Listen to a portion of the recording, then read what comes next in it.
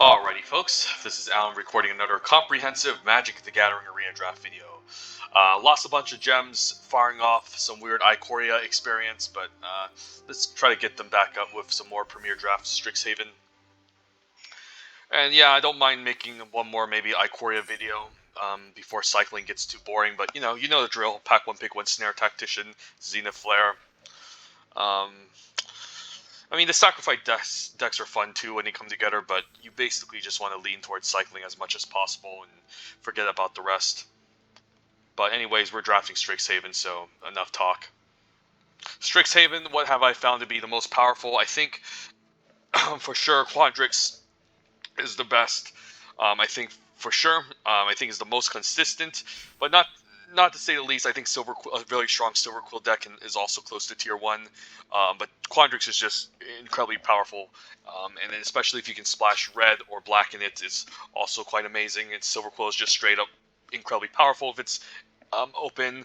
Prismari kind of like in the middle, even though it can be pretty strong as well, and then Witherbloom also near the middle when it comes together, and Lorehold kind of dead last. But yeah, let's see this time what type of deck we can conjure up this time. So, pack one, pick one, Strixhaven. Let's begin. As long as the client isn't stuck, because it's frozen right here, so it's okay. Hopefully I don't miss on my first pick, since the loading took forever. And pack one, pick one. We finally got to see our rare, not a very good one. Prismari Command is alright, definitely a reasonable card to splash for. Emergent Sequence is pretty fantastic, probably the best card out of this entire pack. Looking at the commons, I like Guiding Voice, Combat Professor, Inkling Summoning, Frost Trickster, Witherbloom Pledge Mage. Well, these are pretty good. Prismari Command's good, but I don't think it's like amazing rare you want to first pick. I think I'll just take Emergent Sequence here. I find green to be incredibly strong in this set, and always want to lean towards Quandrix. Prismari Command is again splashable, but I think this is just a reasonable uncommon to start with. Okay, we can just take a Pledge Mage. I guess there's also Field Trip. Ooh, Field Trip and Pledge Mage is a little bit difficult to decide upon. Field Trip can keep me more open, although Pledge Mage does the same. I think if I first pick an Emergent Sequence, I just want to commit myself to Ramp, so probably just going to take the Field Trip, what I consider the best green common in this set. Basically, anything with Learn in the set is pretty good, except maybe First Day of Class, but that's still a pretty reasonable main deckable card. Hoping I can pick a Quandrix Pledge Mage later, but yeah, let's just take Field Trip, our mythic common. I like to joke about this card, it's just so efficient and powerful. And it looks like we're set for a nice green ramp deck, so we can still be in Quandrix or Witherbloom. Quandrix will reward us more for ramping into 8 lands, but Witherbloom has some pretty powerful top-end cards too if we open them. They're usually rares like Harness Infinity and Belladros Witherbloom, but I think Quandrix prefers to ramp the most. And I basically try to force it every single time in the set since it's really powerful. Best card in this pack is by far Fractal Summoning. The rest of these are okay. Pop Quiz is a decent way to learn, but Field Trip is obviously just better. Yeah, the pack is amazing. There's like an Owlin Shield Mage for Silverquill, but that's pretty much it. Let's just take the Fractal Summoning. So we first pick Emergent Sequence. The best card in that pack was between Field Trip and the Quandrix Pledge Mage. And then now the best card was Fractal Summoning. So I'm pretty happy with my first pick, knowing that green is open.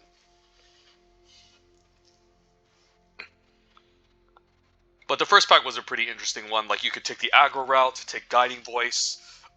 You could take the Prismari Command if you plan on just splashing it in a Quandrix deck or playing it up in a straight up Prismari. Or you can, this pack, I think I like Burying Books here over Overgrown Arc. Although Overgrown Arc is pretty busted in a Witherbloom deck. It does keep us on color. I feel like it's not as exceptional as it is in a Quandrix deck though. But if I do end up Witherbloom, this card is definitely very strong. Being able to just generate life over and over and over. There's also Prismari Apprentice. A lot of options, but seeing a late Burying Books pick 4 is a sign that Quandrix is open, so I'm willing to just take a gamble here.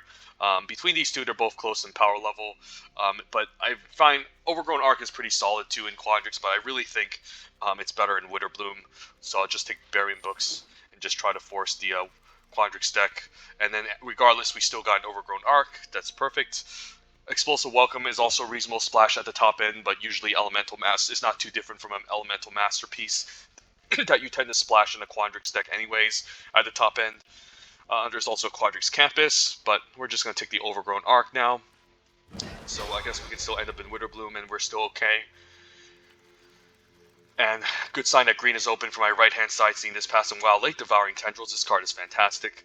Burying Books will also be great. This is the best common in the set, in my opinion. Also, Expand Anatomy is a fine lesson, but we'll just take Devouring Tendrils, keeps ourselves in green. And definitely great in Witherbloom since it has life gain, but still very good. Just really cheap, effective, efficient removal. And okay, we can always splash an Elemental Masterpiece, although there's Blood Researcher. If we do end up in Witherbloom, I'd rather just take the Blood Researcher here, since the Overgrown Arc plays very well with it. But Elemental Masterpiece is a pretty nice top-end card, and again, I really think Quandrix, or the Quandrix Splashing Red deck, is the most powerful archetype. So, yeah, let's take Elemental Masterpiece over Blood Researcher. I think it makes more sense if we're trying to ramp in this type of deck, whereas the Blood Researcher, better off in the aggressive Witherbloom deck, but it seems like we're more leaning towards a ramp deck. We're trying to get the late game. And speaking of late game payoffs, there's a Vortex Runner for the Quandrix decks. Introduction is also a fine lesson, although not a very exciting one. I think I just take a Vortex Runner as a fine win condition. There's also Arcane Subtraction as another way to learn, which is okay. But if I'm gonna go Quandrix, I just want to take up all the 8 land payoffs that I can. And yeah, another great overperformer, Skirt Colony. There's also Prismari Command, but I don't really think it's such an amazing splash card. Like the first ability is obviously decent. The second ability is kind of like a faithless looting, but there's no madness in the set. The third ability is probably the second ability. You're going to choose the second after you deal the 2 damage, and then Destroy Artifact doesn't come up much. I think I like the Skirt Colony. Definitely an overperformer in a set. Rewards us for going 8 lands. Wouldn't mind Witherbloom Pledge Mage as a fine top-end card as well, but I think I like the early 2-drop Skirt Colony. Definitely really strong in the in Quandrix. Since a 4/4 blocker for flyers is just a huge nuisance for those Silverquill decks. And we'll take a Prismari Campus to help splash our late game Elemental Masterpiece. So the Temur Ramp deck is very open, and I'm quite happy about that. Maybe we play Archway Commons. And wow, Overgrown Arc. I don't know if I'll play 2 copies, but we're definitely set up to be Witherbloom if we want to as well. But overall, black seems a little bit cut off from what I'm looking at. Didn't see too many amazing black cards, so I really think we're supposed to end up in Quandrix in this pod, since it seems like someone is in black, as we see a late Spectacle Mage. Don't think we'll splash it. Take a Campus Guy just in case. So yeah, the deck looks really strong.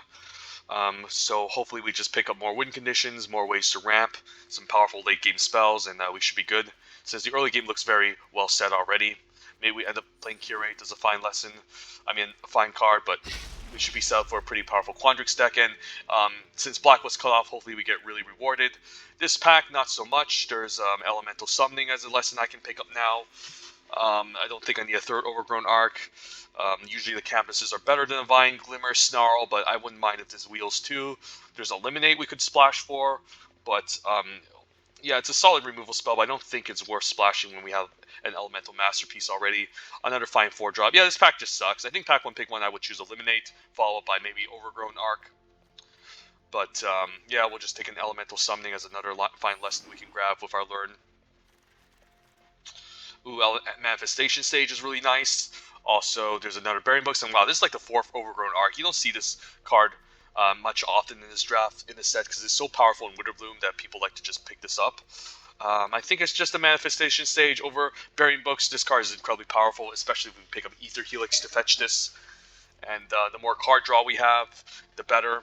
And just having a 2-mana, 2/2 body that can just make a large creature is great. Otherwise, yeah, I would probably take the Pledge Mage here, or the Burying Books. The second Burying Books is always really nice, since blue Quandrix usually lacks interaction. But we'll just take a Manifestation Stage here.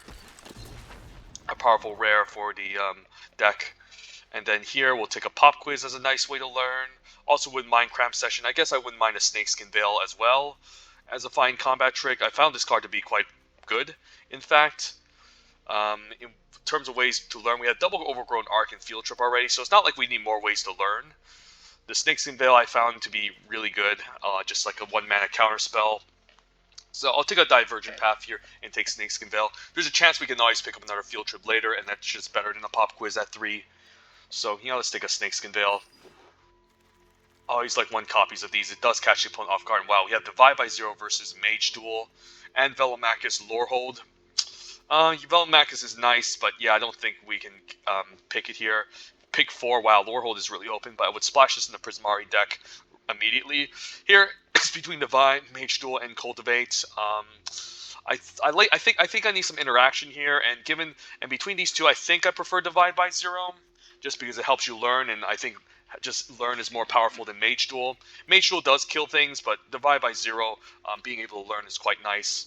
It can't really target tokens or anything, but again, learn is just really powerful, so I think I like it here. Otherwise, I would probably take Mage Duel. Just pick up those amazing interaction spells, and wow. Now, between Mage Duel and Divide by 0, I think I'm liking the Mage Duel this time just to diversify a bit. I already have, again, multiple ways to learn already. Double Overgrown Arc, Field Trip, and Divide, and I don't have much lessons. So I think I just like my solid straight-up removal spell here, but man, Quandrix is open. Electrolyze can also be an okay splash, but nothing too exciting. Hopefully I can wheel like something, another a Leyline Invocation or another Elemental Masterpiece to have more late game, but I'm not going to take it over Mage Duel. And we'll take a Leyline Invocation here, because it's on color. I wouldn't mind another Elemental Masterpiece, but just taking the on color top end card is quite nice. Also wouldn't mind Rise of Exodus, but although I can't really play it in my deck.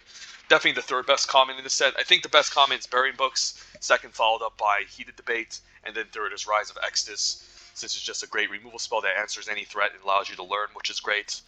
But we'll just take a Leyline Invocation as a nice top end card. And Snow Day is great. There's also Kelpie Guide. Both of these are quite fantastic as well. I mean, man, what do we need? We have 2 late game cards already, so I don't need the Elemental Masterpiece. Could use more ramp. And this is also a removal spell in the late game, so I don't hate the Kelpie Guide. But, Snow Day is also really fantastic. But I think Kelpie Guide is just going to be incredibly powerful in these Quandrix decks, so I'll take it here. And it's just a cheaper card to cast. And we'll take a Quandrix Campus as a nice way to fix our mana. And wow, another Overgrown Arc. I think that's a little bit of overkill at this point, right? 3 Overgrown Arch. Yeah, probably not going to happen. I don't think we're playing Cogwork Archivist. Just take a random cram session in case we need ways to learn, but the Overgrown Arc is just going to do the same thing. Don't think that we're hard splashing for pigment. Maybe I just do take the Cogwork Archivist in case I'm playing a grinding matchup. And we'll take a Pledge Mage here, which Creative Outburst wasn't double red. If it was, it would be a pretty reasonable splash. But Elemental Masterpiece is kind of close in the same power level. Honestly, this is just like an expensive Rouse Outburst. And this at least provides board presence, which is important. But I do like the Witherbloom Pledge Mage giving us a 5-drop, another top end card we can use. And helps us block and stabilize. And now we'll take a cram session. Not sure we'll end up playing it. And while Waterfall Aerial's pretty late too, could use a solid 4-drop. Don't hate 1 copy of these. Not an impressive card, but can give us a bit of evasion, some ways to close out. So I like it. And wow, another Biomathematician and Leyline Invocation in the same pack. I mean, our top end looks fine already. I think I like the Biomathematician. Has a bit of decent synergy in this deck. Can put counters onto some of our fractals. And yeah, let's just go from here. And then yeah, we don't need Curates. Probably don't need. I like the 2nd Overgrown Arc. Can act as some sort of cram session-ish card. And then everything else looks fine. Might not play the Archway Commons, we'll see. But yeah, the deck is basically almost built.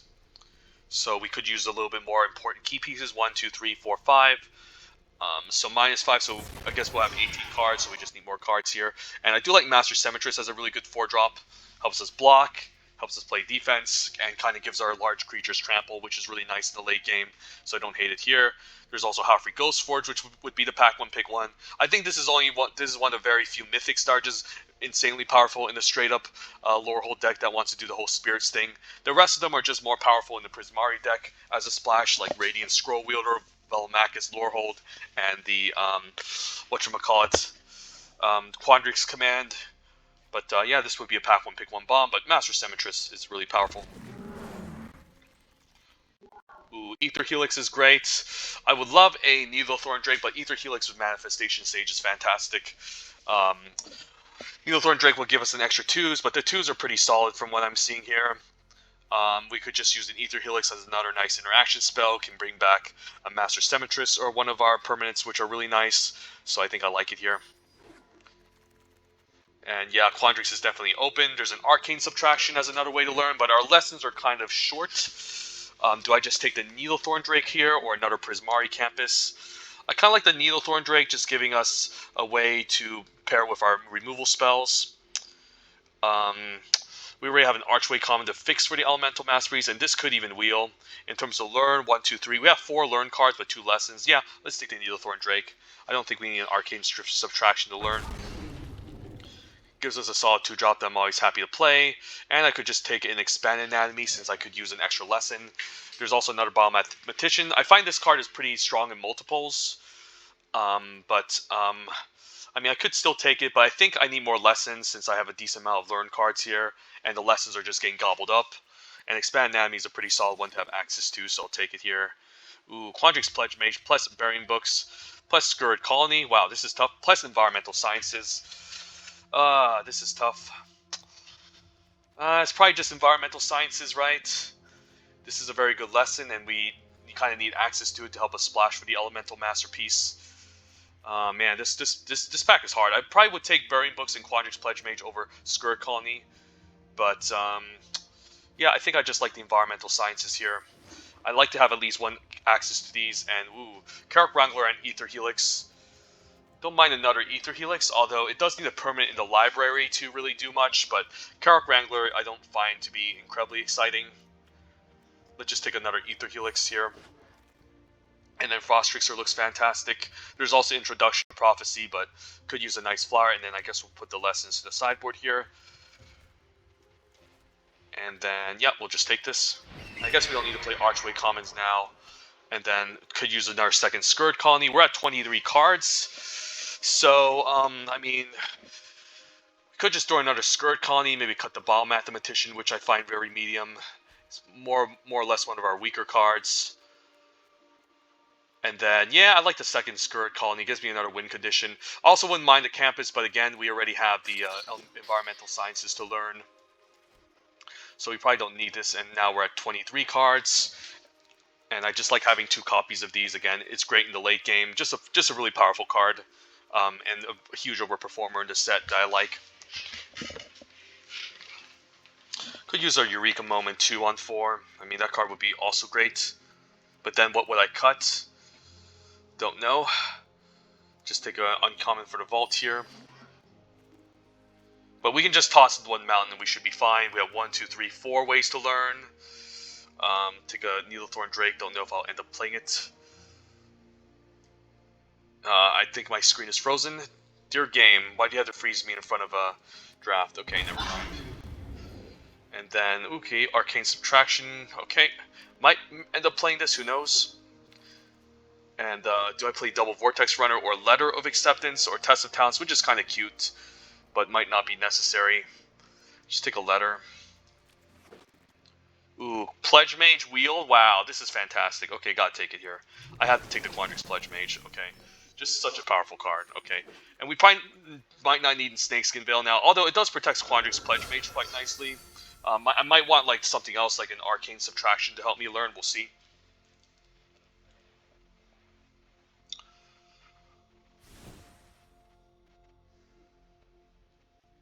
Okay, so I mean, I guess we're at 40 cards, so these 2 are really nice in the late game. I like all my 5s. I like all my 4s. Waterfall Aerials is probably one of the more weaker ones, but I could use an Evasive Threat. Quandrix Pledge Mage is staying. Mage Duel is great. Field Trip, I guess Vortex Runner is a little bit weak too, but kind of gives us a nice win condition, like I've stated. And then all these just look really good. I mean, Needlethorn Drake, probably one of the more weaker cards. So I guess if this is the core base, everything we want to keep, and these are the kind of like the 3 cards we might want to cut. What can we consider from the sideboard? Don't think we need Letter. Even though Helsing Splash and Ramp, I mean, I do have Ramp ready in the deck, and I can already find Environmental Sciences with my Learn cards to get there.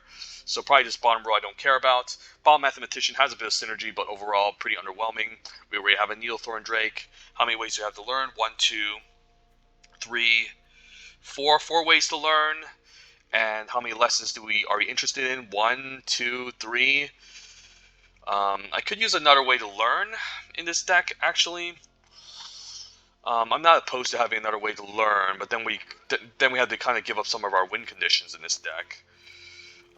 Not sure here.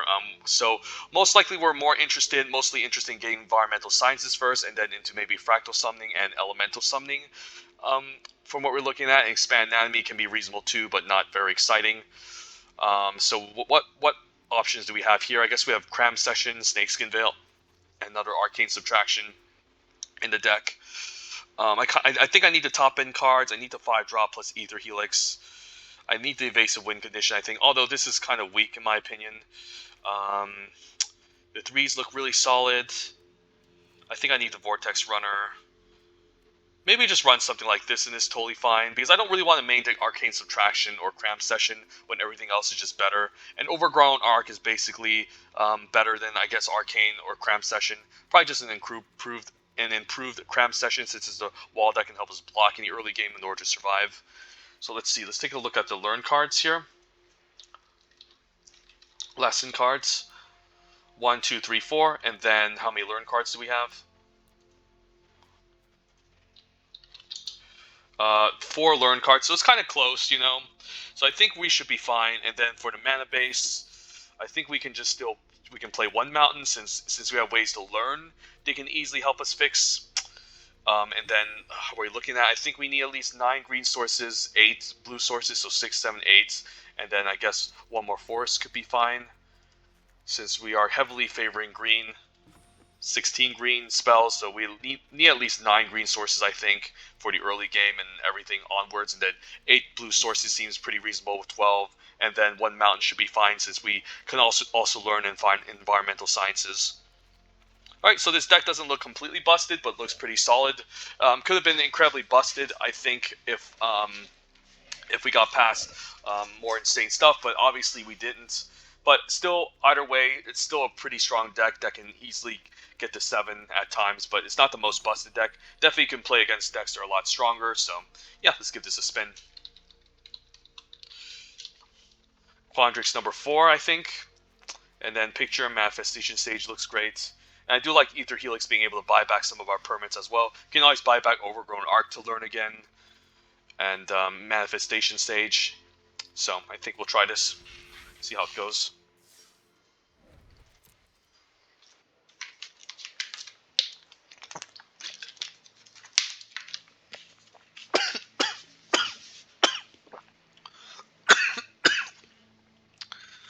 The better Quandrix decks, I think, would have like Eureka moments at 4. And a lot more card draw. Ours just seem a little bit more grindy.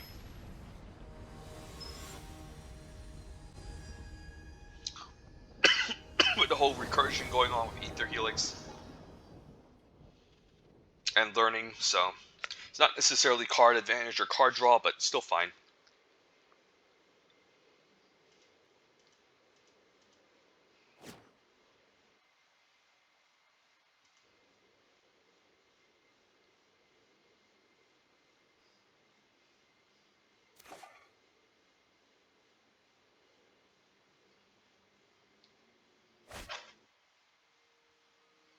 Okay, Scourge Colony into Field Trip. Okay, seems fine. I mean, if we get 3rd land, that is, but I have hope. Either way, we can just play 2 2-drops and go from there. And since I read Fixing, I don't need to pick up Environmental Sciences that highly. Play a Scourge Colony, hopefully we get a 3rd land. Always want to keep Field Trip in your opening hand, given how strong it is, and I guess we're facing against Prismari. Unfortunately, no lands. So just play Needlethorn Drake and pass. Yep, hopefully we get a land eventually. Feels bad playing a deck that has no lands. Can always just attack for 1 here. Yeah, let's get in for 1. And I can always block the 3/3 if he decides to attack with it. Now Maelstrom Muse is quite good. We finally got land. Yeah, probably just cast Field Trip. And then I don't think I want to get the Environmental Sciences, or do I? Missing on my land drops is kind of bad, but I mean, it just allows me to hit my land drop, honestly, and I do have some 6 drops and 7 drops already to deploy. So maybe it's really not that bad. Otherwise, I would take Elemental Summoning in case I top deck a land, but I think I need to hit more land drops. So I'll take the Sciences here and pass. And hopefully this is enough to trade for the Maelstrom Muse.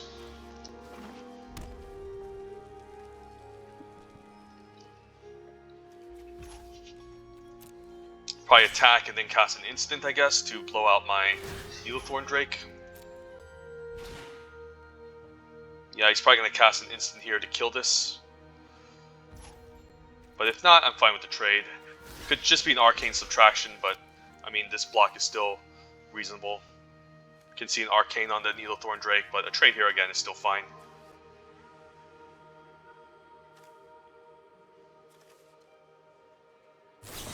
I guess first strike. Sure.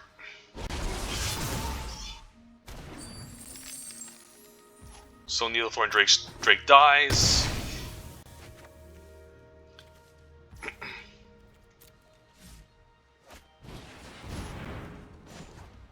think I'm fine gaining a life here in response. Doesn't really matter. I mean, he could expel this, but I don't really care if he's splashing it. Another colony. I think I just want to hit my land drops here.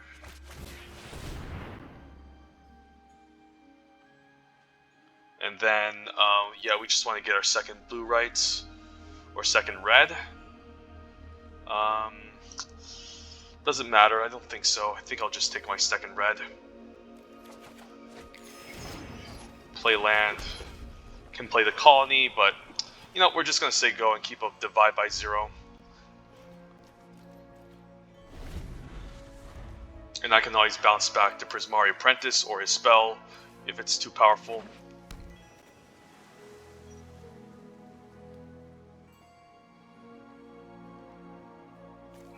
I could also bounce this so he doesn't get the ramp. If I bounce this, does it do anything? Not really. I think I'm fine letting this resolve.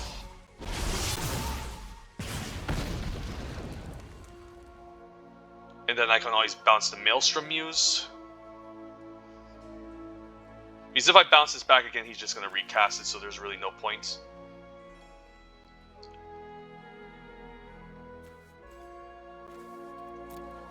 We still have this to block.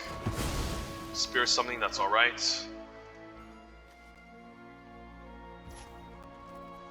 We can maybe learn for like a large creature here, we'll see.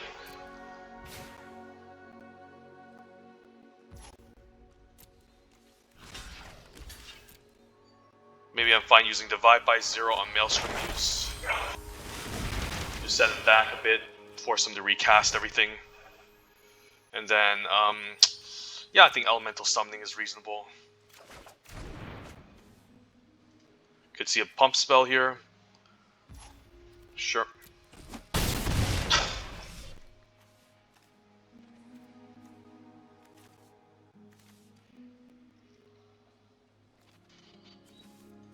Hopefully he just runs out of resources.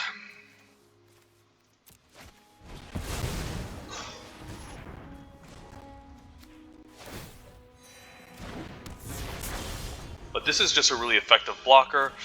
Here I think we just cast the Invocation so we can start pressuring him and hopefully he doesn't have like a Burying Books. But yeah, he can definitely overwhelm us. If he can play a bunch of expensive spells, grow the Prismari Apprentice, and outrace us from there. So hopefully not.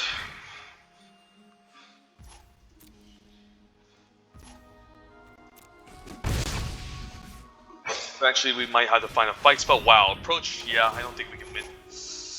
Yeah, Approach is definitely a bomb. And then I'm just just hoping he just can't draw into it quick enough. Manifestation Sage. Yeah, let's just attack for 6 and see what's up. And I'm probably just going to cast the Manifestation Sage here. Although it's only a 4/4, but I might as well. And I can also learn end of turn if I want to.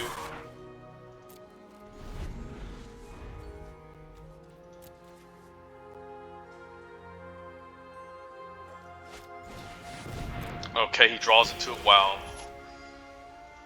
Yeah, I guess that's GG's, right? So Approach is definitely a nice first pickable card. It's good in Prismari with Solve the Equation, and I guess it's also just insane in Quandrix, because Quandrix has all the card draw in the world. So, is there any way to prevent him from casting? I guess it's 7 mana, so he needs 1 more mana to really do much against it, so... Yeah, Poe might just stay back on defense here to do some chump blocking.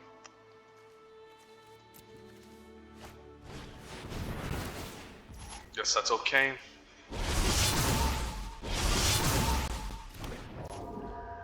Yeah, I think I'm just gonna gain life, sack, and just learn at this point. Because I don't see any way out unless I kill him quickly, and then I might as well just take Expand Anatomy at this point. I can put counters here, counters here. Putting counters here would mean that he's forced to double block this. I can also just cast Elemental Masterpiece. I think I need to get aggressive. I think I go for this. And then I just attack with both, and then cast a 4-drop. But if he casts this next turn, he just wins, so... Basically, his game plan is just to survive.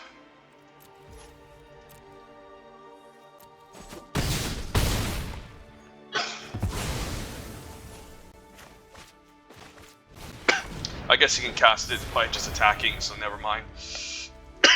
Yep.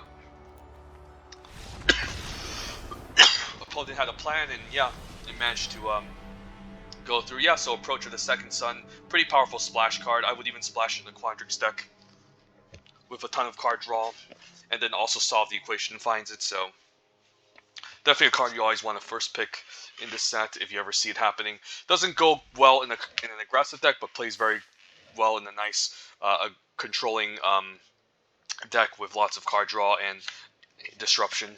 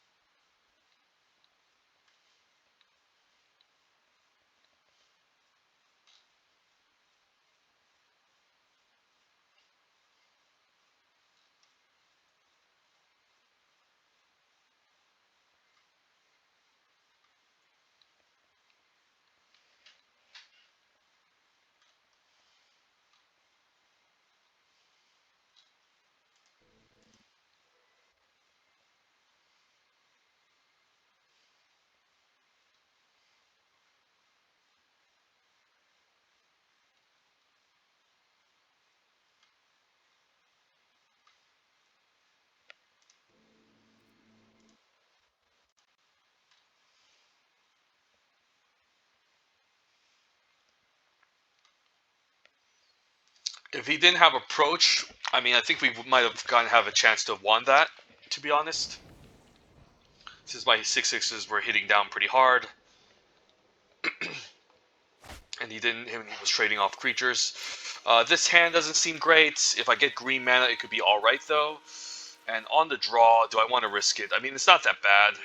Just need 1 single green mana to get a field trip going, so... you know what? I'll try it. This can easily be a bad idea, but if I can get 1 green source, the field trip is just really great. Okay. If not, I can just easily get run over and I might regret this, but sometimes you have to learn to live on the edge. Okay, so an aggro deck. Well, at least I can cast this on turn 3 maybe, and I can get value off of the field trip. No green mana still. Okay, let's just play her out. Question is, do I still trade for this? If he plays land, he could have that trample trick, which is a little bit annoying. So you know what? I'm actually going to block and trade since he can pump this eventually, so... And as I say that, we get green mana, can cast Field Trip, but I don't have a 3-drop and a 2-drop here. But I'll cast it anyway since it's just very mana efficient, and then we want to grab the Environmental Sciences. Or cast a 5-drop, but Sciences seems pretty good. Just want to ensure I have my fixing. And Opponent's stuck on 2 as well, which is really nice for us. So I can 2-drop in the Waterfall Aerialist.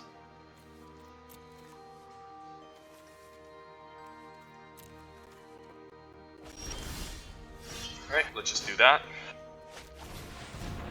Or I can double 2-drop. Given that... yeah, I could double 2-drop here. But I think the Aerialist is just hard to kill, especially since he's behind on lands. With two mana, there's no way he can take this out. With Igneous Inspiration.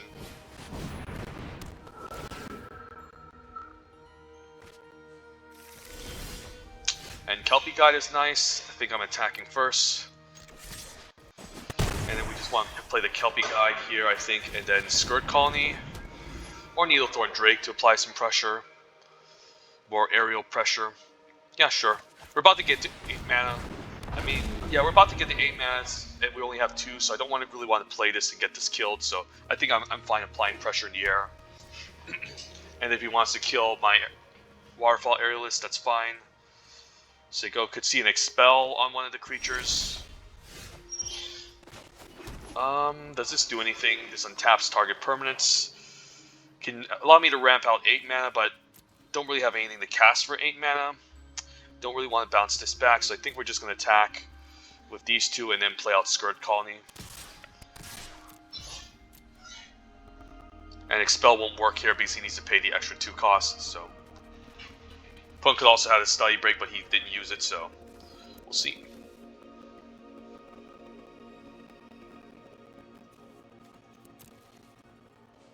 And then one more land, we can start activating Kelpie Guide as well, which is pretty nice.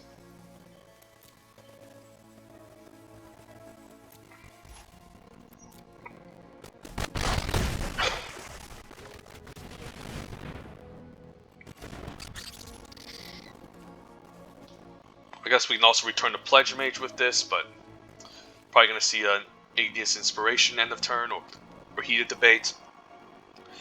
If the opponent wants to use Heat Debate, I think he should have Urza's Rage the Kelpie Guide, since I think this is going to become the more problematic threat, but at almost 8 mana, the 4/4 is already too powerful, I think, so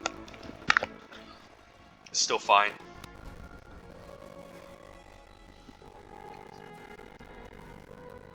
I mean, I might be forced to just use Ether Helix to get a creature back, but we'll see. Okay, 8 mana, doesn't seem great. I think I'm attacking with both first and then seeing what's up. I can always untap in response if he has a Expel here. We'll see. I mean, if it's Expel, I can just untap.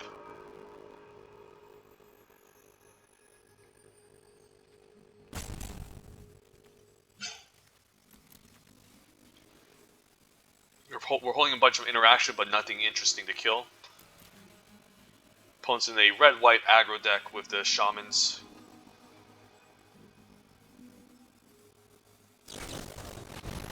That's a pretty busted card. Sure, I guess we can always bounce the token.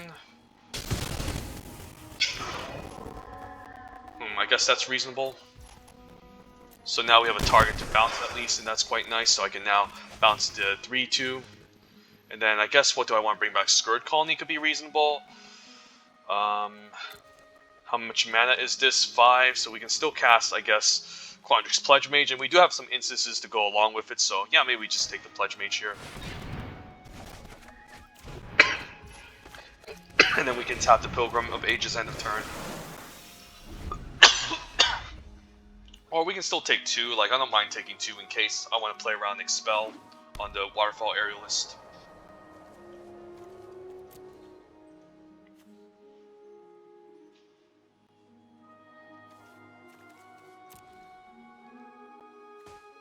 Yeah, this card is really strong. easily splashable in the Prismari deck, but you know, you can still again play straight up Lorehold and it's okay. So he could just be like Lorehold Control with a million removal spells, sure. And then I'll just tap the 2/1 down and also attack with the Kelpie guy next turn, I think. And wow, we only got a Campus, that kind of sucks. I think we're still attacking for 5. But we're flooding pretty badly here. And again, I don't think I'm bouncing Pilgrim of the Ages at this point.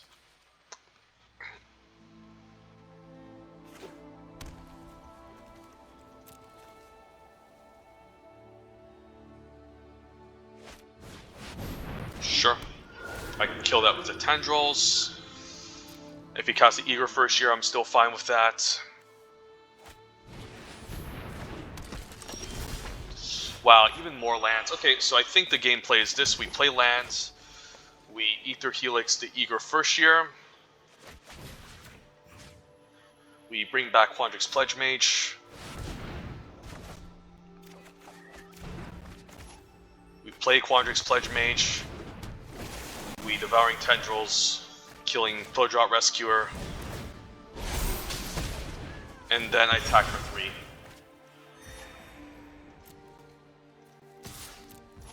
And then I can tap down the Pillardrop Rescuer end of turn.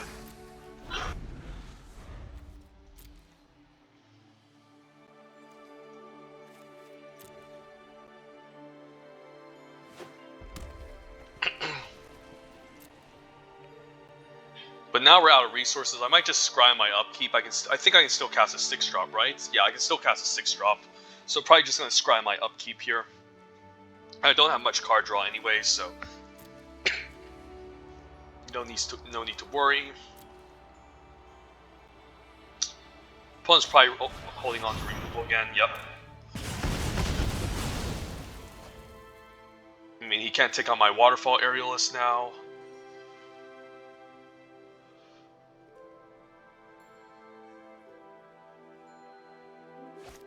I can hopefully maybe learn, get a card here, and I should be fine. Nope, actually I need to tap, right? Tap the 2/1, and I think I'm fine scrying on my upkeep here since I have a ton of mana.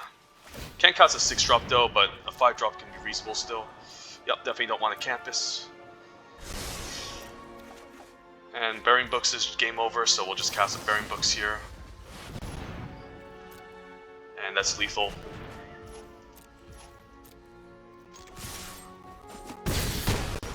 Well, also had a pretty decent Lorehold Control deck with a ton of removal, so doesn't seem like the easiest matchup to face against, but you know, him missing on all the land drops definitely allowed us to pressure him to steal this game. So yeah, not bad. Let's keep going.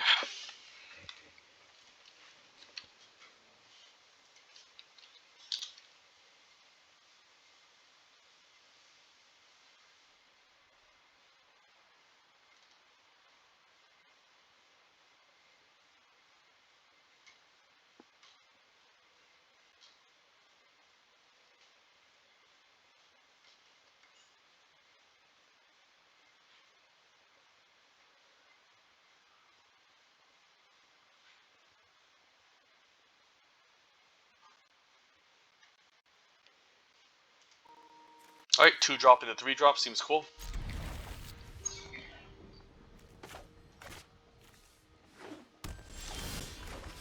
Into Field Trip is also nice.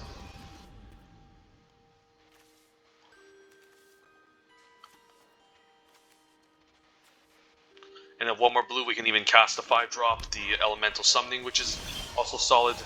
Overgrown Arc is pretty interesting, but I don't think I need the life gain here. I think the Skirt Colony can maybe attack him for 2, and that's better.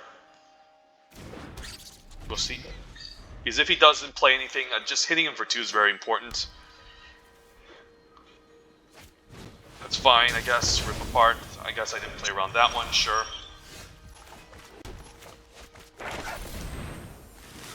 And do I just grab the Summoning here? I mean, the Fractal Summoning would be reasonable too. We have a bunch of lands. The Overgrown Arc can also get us something here. Think next turn I'm planning to play Overgrown Arc in the Vortex Runner, and then maybe this can learn for Environmental Sciences eventually to cast for blue. Not sure. I guess I might want to just get the Environmental Sciences out, but in case I top deck the blue, I might want the Elemental Summoning. Not sure here. Maybe Fractal Summoning could also just be better if we're just hitting our land drops all day. You know what? Let's just grab the Summoning. If we can get double blue, that would be awesome.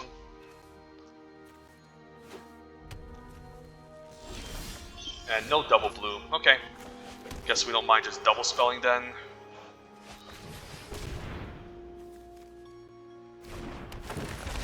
Just to be mana efficient.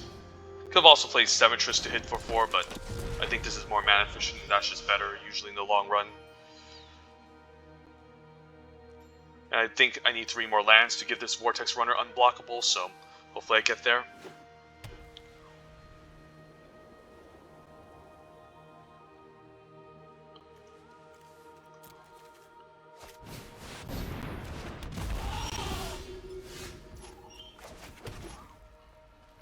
Four drop, 2-drop.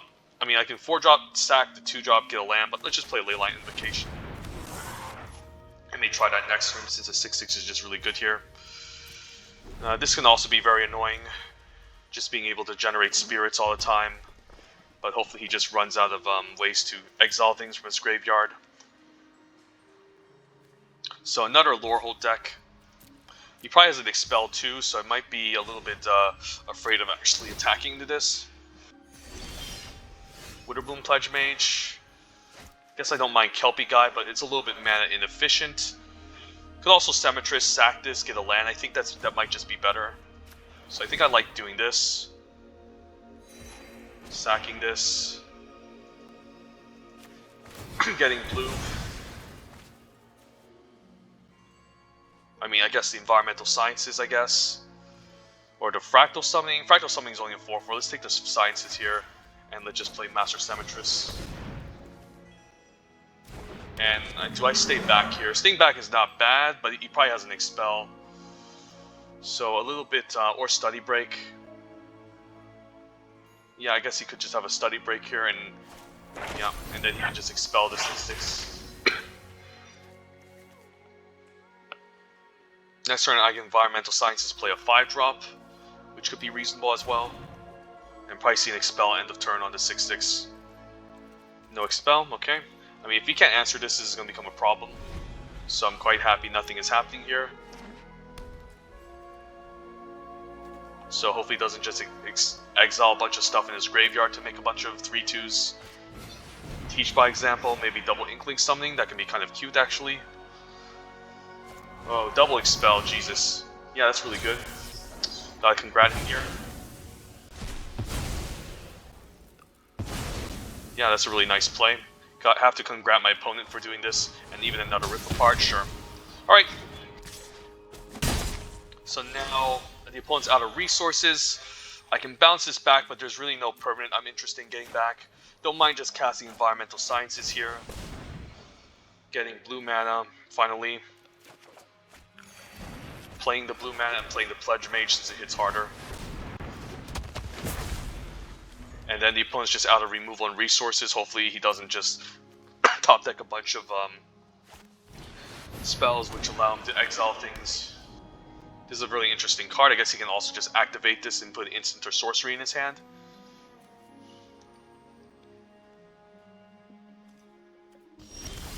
Surprised he didn't use this. Look at the top card of your library if it's an instant or sorcery.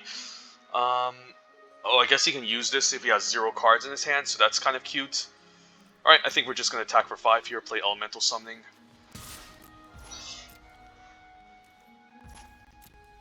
Could also play Kelpie Guide. I mean, we have 7 mana, this can serve as a removal, but the Elemental Summoning just applies more pressure. And forces him to really be on the defensive here.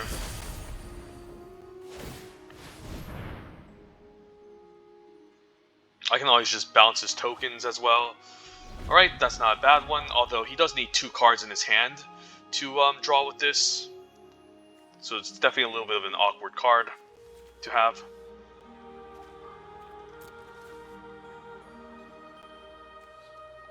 Next turn attacking for 9 is pretty powerful. You could also Ether Helix and then bring back a Skirt Colony and play it. That's fine. Yeah, this card just isn't great. Like, 7 or 2 is just not great. I guess he's just going to use this to, I guess Divine Gambit's kind of cute. It's still 2 mana though, so I can still go for an attack this turn. Frost Trickster tapping down Quandrix attack for 9 seems awesome. And then we can also just play the Kelpie Guide. Or he can just ramp it out for me. Yeah, he's just going to ramp it out for me, use Divine Gambit, so I might as well hold on to the Kelpie Guide since I'm just going to get it for free and keep up Burying Books instead.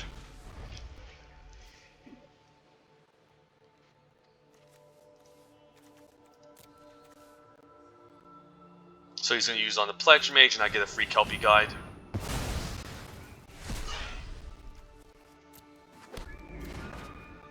And then I can keep up Burying Books to answer the Inkling token if he decides to be aggressive with it. I guess he can now start using the Tome Shredder. The Tome Shredder can start exiling things.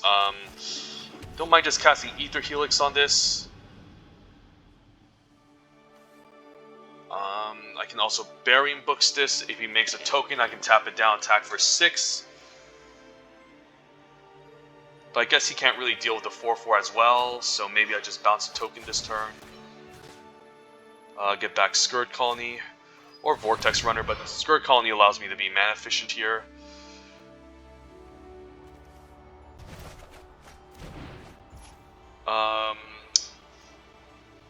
Can move the combat.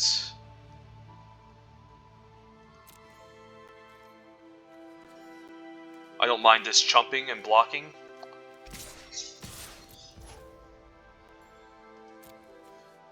He can tap down, make a creature, but then I can just tap it down. But yeah, he can't really tap this down here, so this seems fine.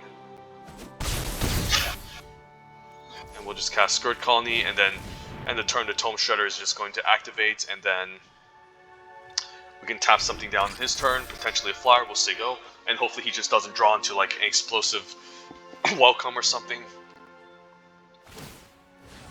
Otherwise, then maybe I should have gotten Vortex Runner. But this just allows me to lock down another blocker, which is nice. And he can exile a spell to make a 3/2.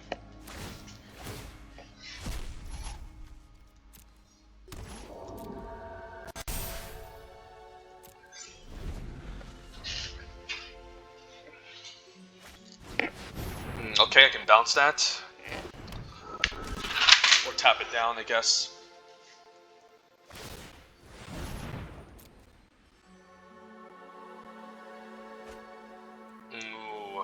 Reconstruct history. I need to be a little bit afraid of. I should be a little bit afraid of this. So now I can tap down the Pillar Drop Warden, attack for 2 and kill him. So yeah, let's just do this. Make sure I'm doing everything correctly. Tap.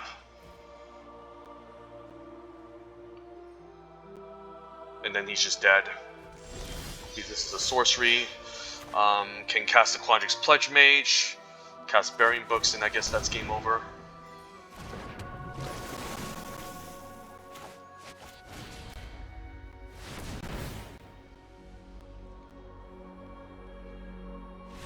Yeah, and he's just dead here. There's no really reason for me to do this. I just want to show off here. But yeah, pretty synergistic Lorehold deck, but we still got there in the end, even with all the rip aparts and removal spells. What would have been scary would have been like Rise of Exodus and like Return Past Colors, but luckily I didn't see any of that.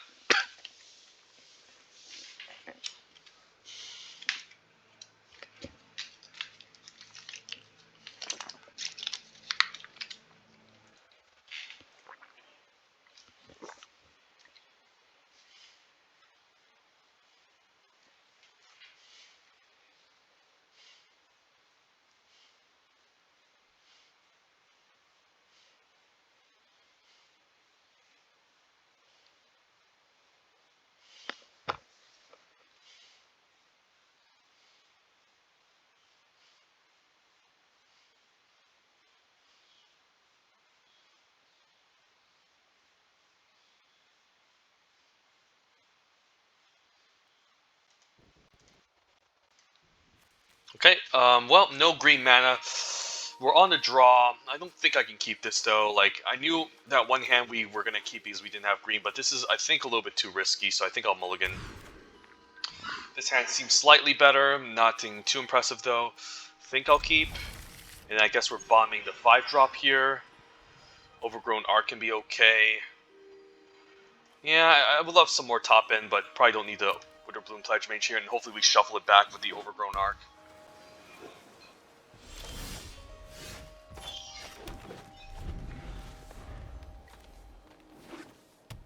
And I'm fine doing it right away.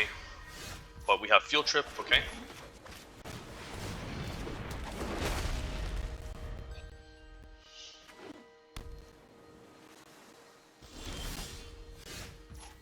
And I think I'll cast it, hopefully no negates or anything. We'll get our green source, and then I could also just get the 5-drop here. It's actually not unreasonable. And then on turn 6, Master Cementress and Devour. Yeah, let's just get the 5-drop. Allows us to curve out pretty nicely, puts a relevant threat on the battlefield. And then hopefully we can stack this to find our red mana. That's a really good one. Planning to kill this maybe on turn 6.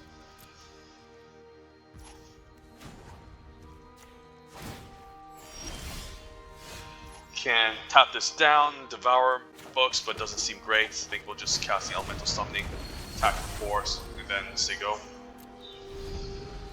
And I think this has to be kind of like a must kill almost. Although there's larger threats that I'm scared of instead.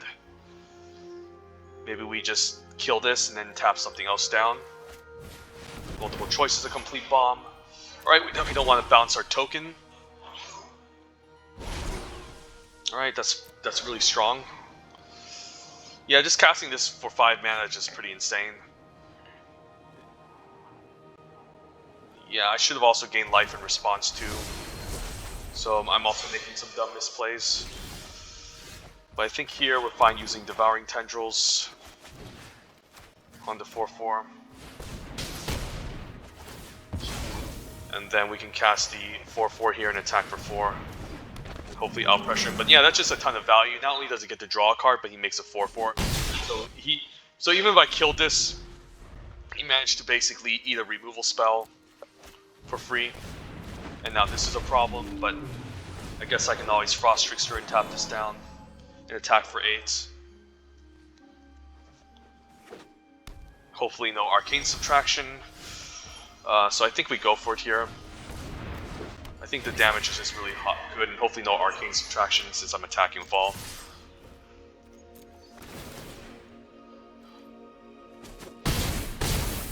And then Needlethorn Drake isn't bad. Gives me another aerial threat to help me close out the game. So now basically I just need to win the aggro game here and just kill him quickly since he has more value than me. Don't care about the Serpentine Curve. That's fine, but I think I'm just going to attack with all next turn still. Opponent keeps up land, okay. Yep, let's just go for it. It's not wasting more time.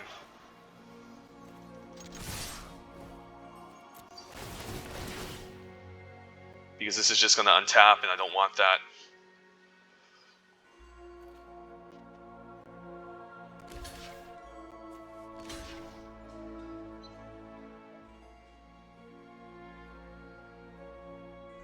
Probably going to name Reckless Amplimancer first. This won't have Trample, so that's a bit of a problem.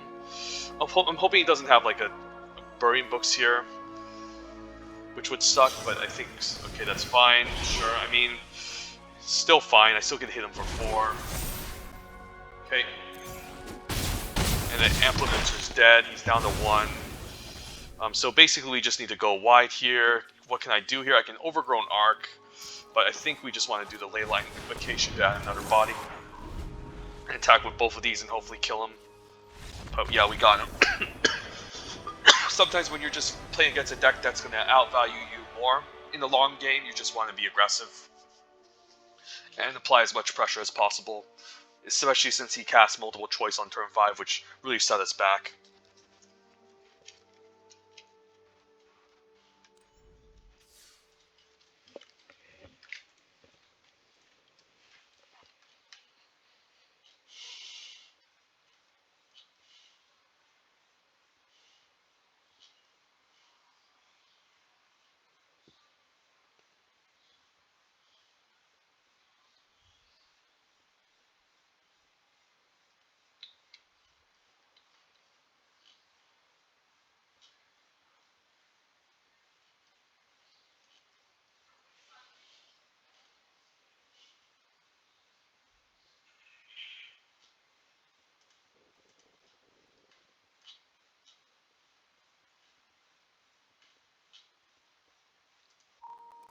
Field Trip, okay. Waterfall Aerialist, divide by 0. Seems alright. I usually don't like hands like this since there's no 2-drop, but I can't really say no to a Field Trip on turn 3. It's just too good. And another Lorehold deck, this one could just be a more aggressive version. Can be pretty scary, so have to watch out. Hopefully I don't take too much damage, but there's a second Blood Age General. I could cast Kelpie Guide. Next turn I can Kelpie Guide, maybe Field Trip, but I do want the green mana right away. So if I cast Kelpie Guide next turn and divide by 0, I guess I can cast Mage Duel to finish one of these off. I guess I can also just untap the forest and fight. So I think I'm gonna risk it here and play Kelpie Guide, and hopefully he doesn't have removal. But at least with the Kelpie Guide, I can cast a Field Trip, put a forest into play, untap the land, use the Mage Duel to fight a 2/2. But if he has removal, then this sucks. I mean, it's still a trade here, so I guess that's fine. Hopefully no pump tricks. But I'm totally fine with a trade here. Expand Anatomy is a little bit annoying, but hopefully I can bounce that. And the trade is totally fine here. Hopefully no God's Willing. Yep. And if he misses the land drop, I'm also quite happy about this. Okay, misses land drop. I can play the Waterfall Aerialist, but I think I just like the Field Trip here. Into another forest. Into a, could take an Elemental Summoning, which could be really reasonable. Or Sciences. Kind of like the Summoning, since next turn I guess I can play Summonings and fight something. So that's also pretty good. And if we put counters here, I can just put the Summoning and fight it for value. If not, the Aerialist doesn't look that great. I think I'll just play the Summoning here. And hopefully I can chain together an instant with, or a sorcery with a Mage Duel. Could kill this, but yeah, doesn't seem like a worthy target. Just a 2-mana 2/2 doesn't do much. Wow, he's just missing his land drops? Jesus. Yeah, there's no way you can beat that. I mean, I would definitely keep a 2-lander if I was an aggressive deck anyway, so I can't really blame the opponent. Quandrix is just busted, Field Trip is busted, and if you miss a single land drop in an aggro deck against Quandrix, it's almost like it feels really bad. So, okay, 4 and 1, let's keep this up.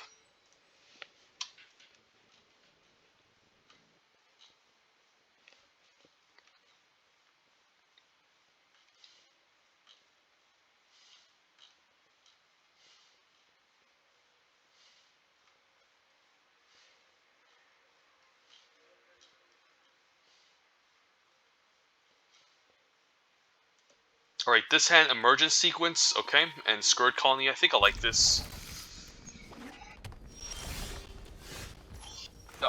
And then I can grab my second forest, I guess, and I'm fine not playing the dual land since it just puts me behind on tempo. And yeah, this is just better. So I want to grab a forest since I have red mana already, and hopefully he doesn't have a removal spell. Or second mountain. You know, I just like double forest, that's fine enough. And then maybe we can play Vortex Runner and tap land next turn. Could see a fight spell, which can put me back. That's good. Alright. Can play the tap land. Could also just play Kelpie Guide. Maybe that's just better, giving me more ramp. And then we can always untap the Prismari land, and we'll have 4 mana available next turn. No blocks. Okay, nothing. So I have 5 mana available. I can cast Scourge Colony, and then play Vortex Runner, I guess. Don't see a reason to take out the Reckless Amplimancer, although the 2 damage is annoying in the long run, and he can free roll me. I think I just want to play these 2 creatures out. And then if I top deck a land next turn, I can play Leyline, but I'm still fine playing Campus and using maybe a Mage Tool and something. Sure. And I can always fight this. Although it doesn't seem necessary. Maybe just attacking for 2 and playing Leyline Invocation. I guess maybe fighting this is better. Yeah, I guess I made a misplay. I should just fought this creature. Yeah, I should have done that. You know what? Let's just fight this. And then let's just do our oops. And I should have played the tap land here, but I thought I had 6 mana available to do a late line, but that's definitely a misplay. So opponent hard splashing for red here. He could also be red-blue splashing green, which could be interesting. That's okay. Oh, and this didn't really punish me that much since I have a ley line invocation anyways. So I can pass a turn, play Campus, and then hopefully Scry maybe next turn, we'll see. But also has a 6/6. And we have a Manifestation stage, which is pretty underwhelming. Guess I'll play this instead. And could also attack, but it's a little bit scary here. So we'll say go, and then hopefully we can maybe do some sort of triple block on this in case he has a trick.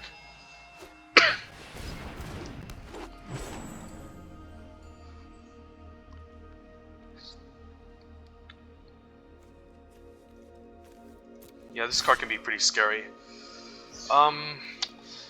Yeah, you know what? Let's just do this in case he has a trick.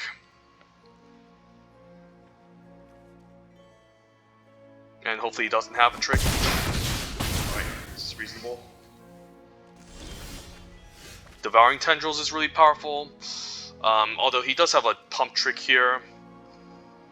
So that's really annoying. Yeah, I can't really do anything here.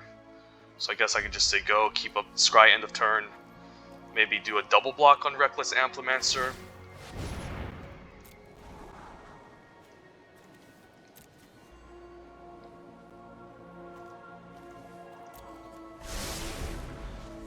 But yeah, Hall of Oracles is really powerful, and also kept the spell on top, so not liking that. I definitely need to double block this eventually. Yeah, that's really strong. Elemental Masterpiece. That's gonna be a little bit hard to beat. I think I'm fine with this, and if he attacks, I'm still fine with it. I think I'm fine keeping a land on top with the Scry, since I might need a land to make this into a 4/4. And then here, I think I might just be fine with a double block, or just take 3.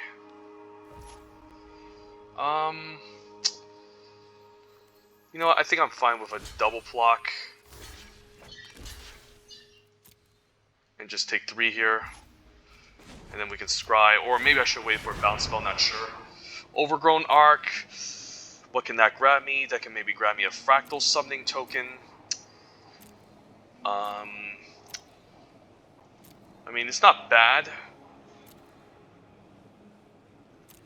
But it also isn't great. I think I'd rather just have a land at this point, so I can make this into a 4/4, kill off the Reckless Amplimancer and go from there. Ether Helix is also nice. I guess I like that too. And I guess we want to bring back land to make it into a 4/4 actually.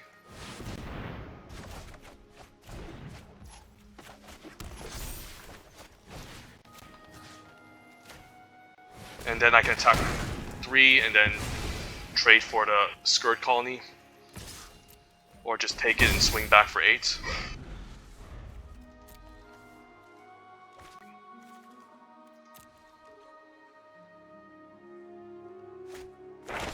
Field Trip into a 5/5, sure. I mean, I'm actually fine with him attacking because I can just swing back for 7, which is a lot of damage. But I guess he can also just make multiple creatures, which is annoying. Yeah, he can just outvalue me in the long run, which is kind of shitty, but I guess we take it. And hopefully find another bounce spell to answer this, which we didn't, so yeah, I guess we attack for 7 here. And then maybe set up a double block next turn. Or hopefully find a bounce spell, maybe. Could maybe stay back and offer the double block, since, you know, taking this is a lot. So I might want to do that next turn. I guess he can make this into a 5/5 now, so I really need a bounce spell, so I might have misplayed this incorrectly here.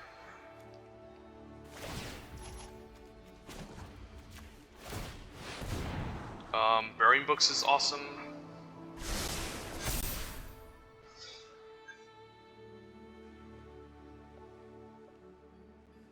can do a double block, and then when he decides to attack, I can bounce the 5/5. That's also fine. And yeah, we'll just say go. Because I want to keep up 3 mana to scry end of turn and cast Burying Books.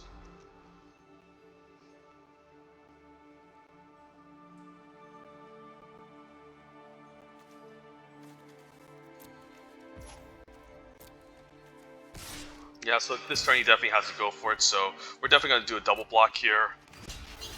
And then, before damage, we want to use Burying Books on the 5/5. And hopefully no Snakeskin Veil. He could also have his own bounce trick, but I don't think I can play around it. So we'll see.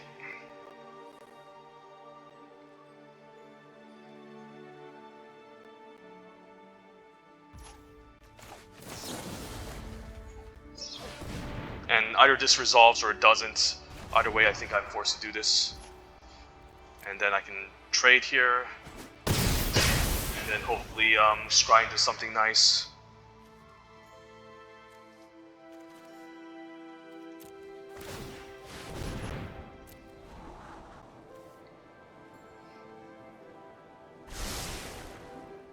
Hopefully this is just a land.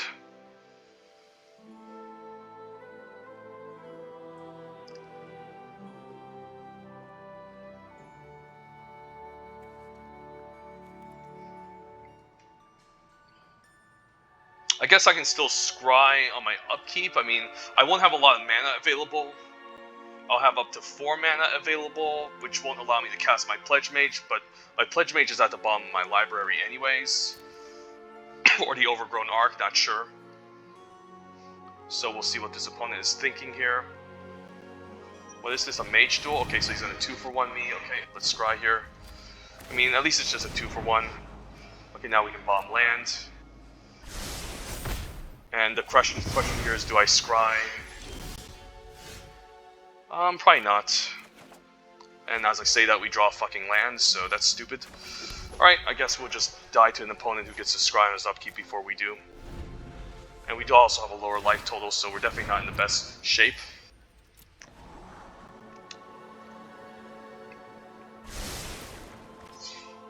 Yeah, we're definitely going to be in trouble here if we don't get anything going. Don't need any more islands. And I think I'll scry again since I don't have another 6-drop in the deck. I guess I can scry twice, which is really nice. Okay, that's really awesome, so we'll scry here. You know what, let's draw. I could have the Elemental Masterpiece, but Waterfall Aerialist is also reasonable. And then we can still scry end of turn. And hopefully the opponent starts flooding more than me. But his deck looks stronger though with all of these large creatures. Field Trip, okay. Guess he can learn a Fractal Summoning, which is really strong. Hopefully I can maybe deal with whatever he decides to learn, and that's a good one. He can also put a counter onto it as well, so yeah, we definitely need to scry here. And Quandrix Pledge Mage probably is not going to do it. You know, I'm just going to take a draw step. I know I can scry, but maybe it's not necessary. If I top deck Elemental Masterpiece, I'm going to cry. If not, I guess I can still have 5 mana available. Yeah, let's scry. Give me Ether Helix, please. Overgrown Arc, I guess, can chump and sack for a lesson. That's pretty good. And I think I have the attack here, since I don't think we're going to win by staying cowards. And I can still, end of turn, I can stack this and then make a Fractal Summoning token end of turn that can hopefully block the ground well.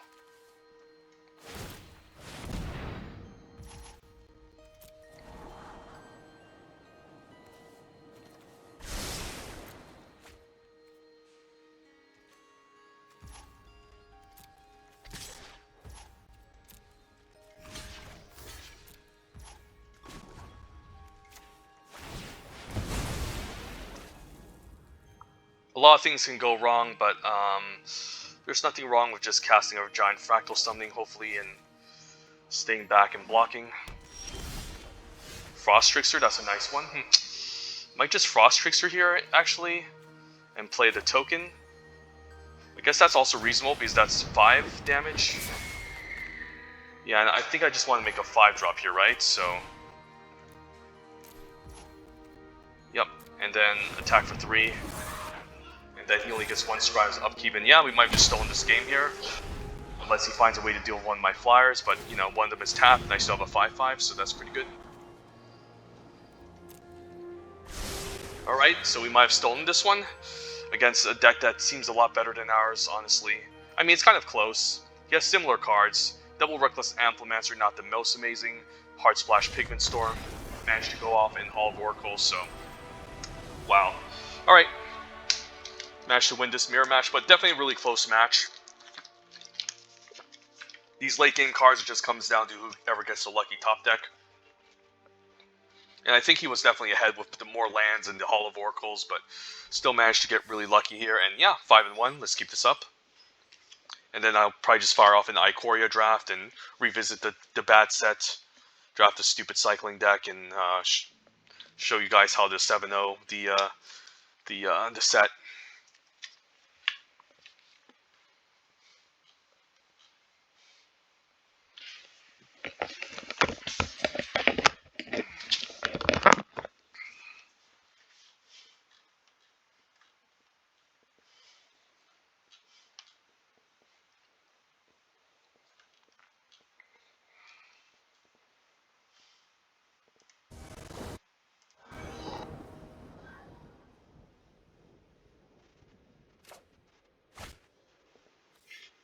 Okay, field trip. I mean, we need green mana, but we don't have any. I mean, this would be nice if we had green, but maybe it's just too risky here. Do I keep this and try to pray for green? I mean, 1 green mana can go a long way here. You know what? Let's risk it. Let's go for this. We did it last time, we can do it again. Green off the top. No green. Vortex Runner, though. Still reasonable play on turn 3. Give me my forest. Give me my forest, please. Yes, there we go. See? You just have to believe. And then now we can play our forest, and then what do we want to learn here? I like the 5/5 here, honestly. Next turn, I guess we can always play Vortex Runner, Devouring Tendrils. But, you know, just a 4-mana 5/5 is really strong. And we have both our mana already, so don't see the need for Environmental Sciences. Promising Dusk Mage. So what can I do here? I don't really want this to gain a counter because he can just draw a card. But then again, I don't really want to cast Devouring Tendrils. Let's just play the Summoning here. And then I'm hoping he just doesn't put a counter because this is just really mana efficient. And then I can hopefully Devouring Tendrils kill and then use Mage Duel to fight the other one. If he attacks with both, I'm definitely not blocking. Pilgrim, that's fine. Hopefully no Guiding Voice.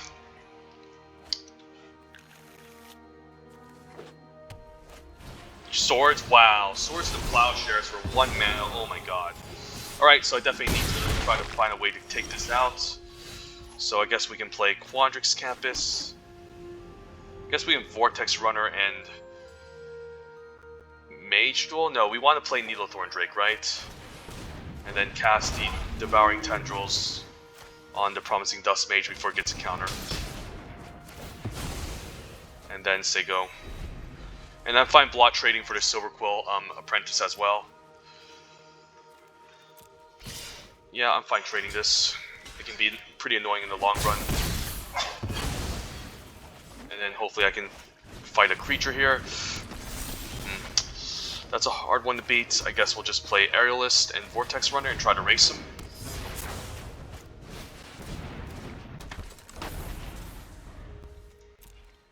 But yeah, that Soar's turn was pretty brutal. Otherwise, we would have a 4/4 that can start beating down. But I mean, we had a pretty nice curve out too, the field trip and all this other stuff, so I can't complain. But this 2/2 Death Touch is definitely going to become a problem. So I'm hoping I can maybe trade off for it and then bounce it back, perhaps. Laureate. So I can make this into a 3/3. I think I just want to fight this and hopefully nothing bad happens. And then I think I want to fight with the Aerialist since it has the Hexproof Ward if he has a removal spell. Yeah, that's fucking stupid. Yeah, Beaming Divines. I mean, at least it results in a trade and we get rid of it. I think I'm fine attacking here. I'll be taking 4 on the way back, so I'm probably fine taking 2. And we'll just attack for 4 here and then scry end of turn.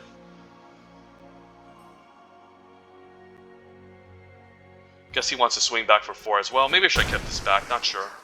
4 is a lot of damage though. At least it's gone. I hate these dumb combat tricks, but at least it's gone. I'm not going to complain that much. I think I'm fine with this block. Could see a Lash of Malice in the turn on the Vortex Runner, or maybe he just wanted to use this to get in the graveyard to get more planes. Overgrown Arc is pretty reasonable, but what do I take with the Overgrown Arc?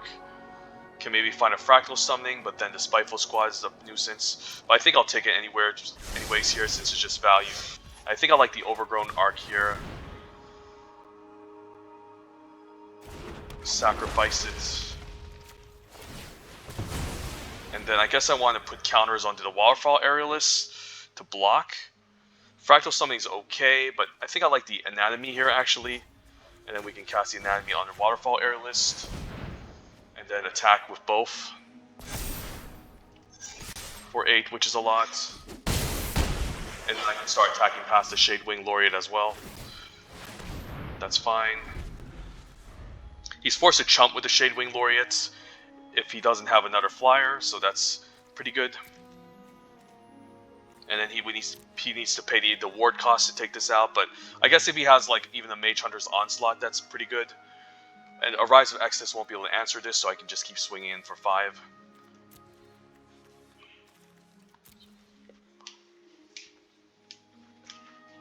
I can also just keep this back next turn in case I fear a pump spell.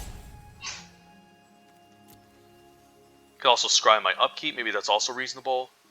Or maybe just have a turn of draw in case I get like a 6-drop, which is definitely still possible in the deck, so I'm down to just say go, and then if I don't get anything, I'm still down to scry end of turn. There's a broken, a rare, Sparring Regiment. I think I'm just supposed to block the Shadewing Laureate if he attacks with it. Because it just gives it vigilance. I mean, if I don't block, what happens? I guess if he uses this, that's fine as well. Then that's 5 mana. I mean, he can make this, he can give this vigilance, but I'm fine maybe just trading for the Spiteful Squad. Where does he want to put the counters? So I could just block here, but then he has an answer to the Vortex Runner, which is my win condition. I can also just take 5. If I find a removal spell, I can bounce this and attack for 5. And that's also not bad. You know what, I don't mind just taking it here. There's a chance I can find removal and I can just swing back for a ton of damage.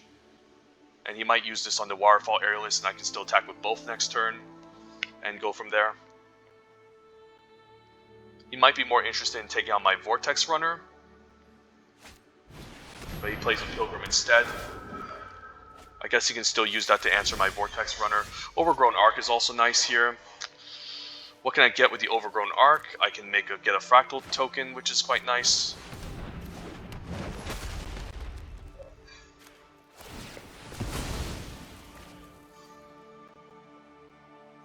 Can grab an Environmental Sciences to gain some life as well. If I'm attacking with both, he's definitely going to be blocking. So that's a problem.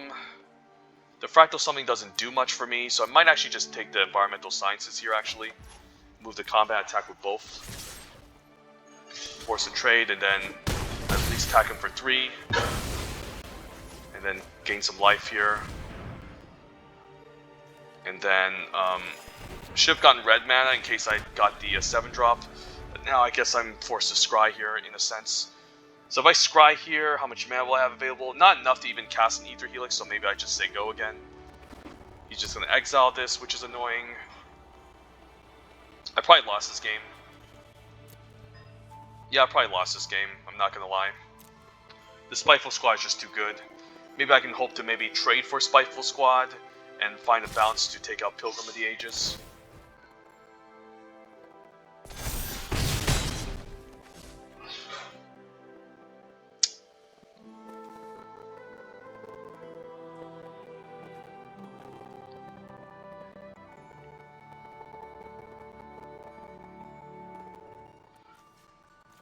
So what's my chances? I guess my chances of winning is to find Ether Helix. So if I tap 4 mana, tap this to Scry, I won't have 5 mana. So I need Ether Helix to bounce my 3/3, to bounce the 3/3 and go from there. But as I see that we don't, I guess we just lose. Let's see what happens if we Scry. Burying Books would have been pretty awesome. Yeah, Burying Books would have been awesome. It's just here. We aren't going to win. Just too much pressure and took too much damage. And Sparring Regiment is just completely busted, so...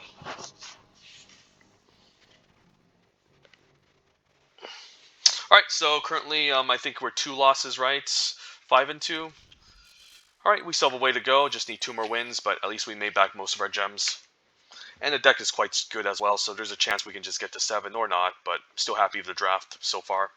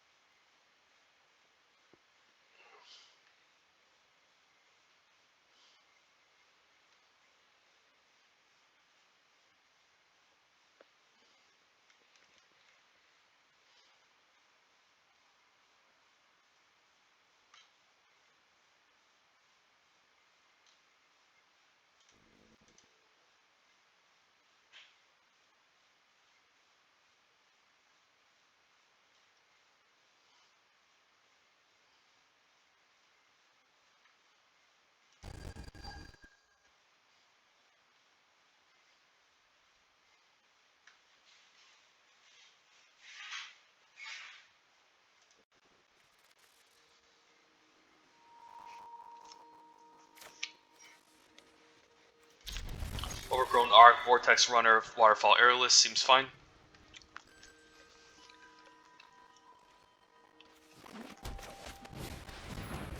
I guess we can still block a Clever Lumimancer until it gets out of hand. We can emerge in sequence at least, find our red source, and hopefully it doesn't get answered.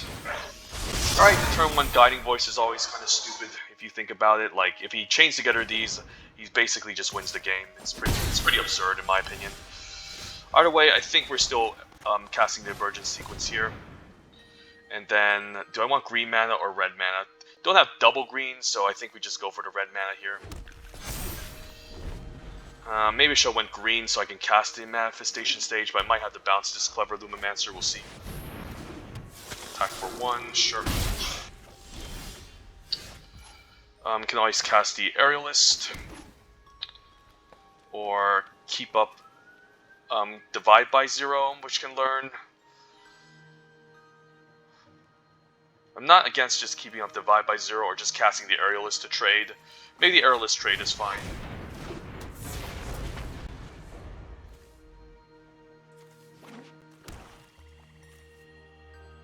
He can eventually cast the Introduction to Annihilation. And find trading for Lumimancer actually. I mean, sure, that's a little bit annoying. Yeah, I guess I'll trade for the Silverquill Apprentice here.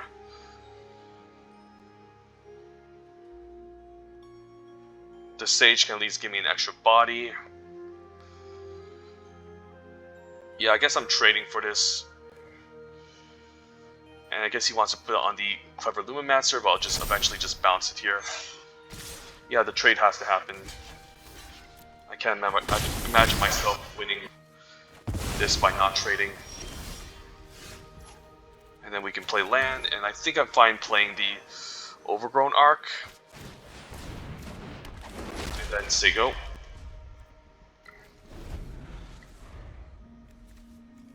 And then we can always bounce this. Reflective Golem is a bit of a problem, but I think I'm still going to bounce the Clever Lumimancer here to reset the counters, and then Maybe grab an elemental summoning. Or I guess the environmental sciences could also be reasonable to help us hit land 8. Yeah, I think I like that. I think I like the environmental sciences. You can always Frost Trickster and tap, but I think I like the sciences here to get my green mana sorted, I guess. Can play lands, can play 1, 2, 3, 4, 5, 6. 6 lands only. Can always tap and attack for 2, which could also be reasonable, or just play the Skirt Colony, learn end of turn with the Overgrown Arc, and then go from there. Yeah, let's just play the Colony and then Ziggo. And then we can still gain a life and then learn end of turn. And hopefully not just get blown out. Yeah, this can be kind of stupid with the Reflective Golem just putting counters everywhere. Hopefully no Guiding Voice. But I guess we can now gain a life.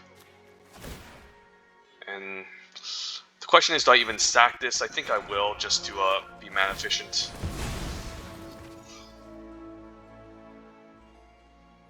And then, do I want to grab Expand Anatomy or the 4/4? I think we just want the 4/4, right?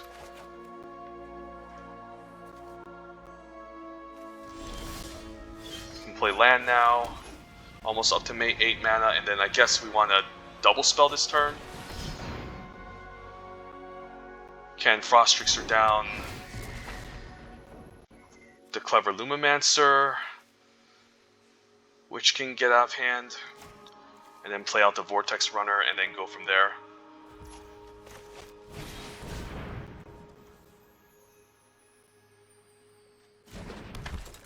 And then I think we just want to play a defensive game and survive against this Silverquill opponent.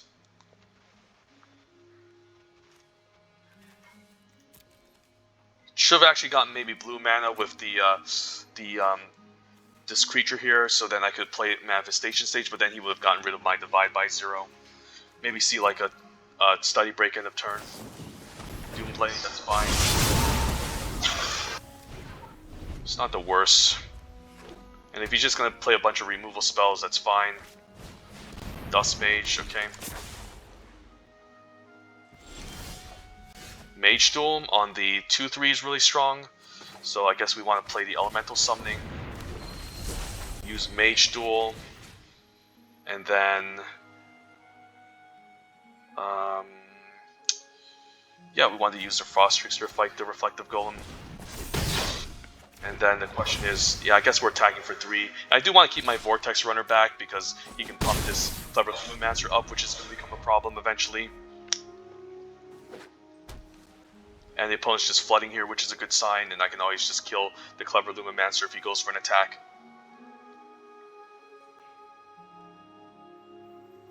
Or double block it. I don't mind double blocking this, although I will lose my red mana if he does so. I mean, I can always just block it and then just... And we're fine.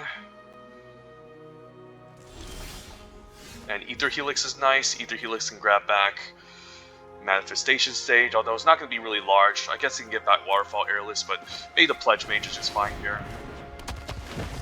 Attack for 2.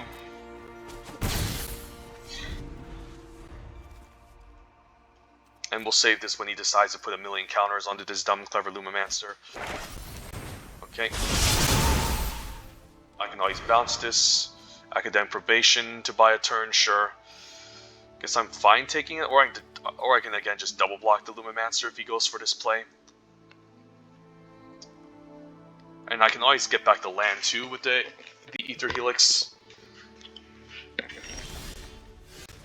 Yeah, let's just Ether Helix here, I think. But what do I want to get back? That's the question. Is this an instant or a sorcery? It's a sorcery. So I want to get back, I guess, Skirt Colony. This is also nice. Yeah, I think I want to get back Skirt Colony, so I want to bounce the Promising Dusk Mage. You can also just get the Overgrown Arc, actually, since that can also just get me a Giant Fractal Summoning Token. Cast this, and then I'm fine attacking a Vol here. He's just dead. Awesome. Yeah, the Clever Lumimancer can be kind of stupid if you have Guiding Voices, and they can just steal a game right away on turn 1. But if you don't play it on turn 1 right away, and if you don't have guiding voices, and you just run out of resources, it just does 0/1, which doesn't block really well. So definitely needs to fit in the right Silverquill deck with multiple guiding voices, Professor's Warnings, Beaming Defiances, etc. So alright, we managed to make it to the final boss. Yeah, let's just give this final boss a spin, and hopefully we can get to 7. Overall, just a good Temur deck. I mean, good Quandrix deck with a little splash of red. I don't think it's a very broken Quandrix deck, because I definitely seen much more busted stuff with multiple choices, Splash, Magma, Opus, double Eureka moments, Mage duels, etc. But it still has the core components you want in the Quandrix deck, and still pretty strong.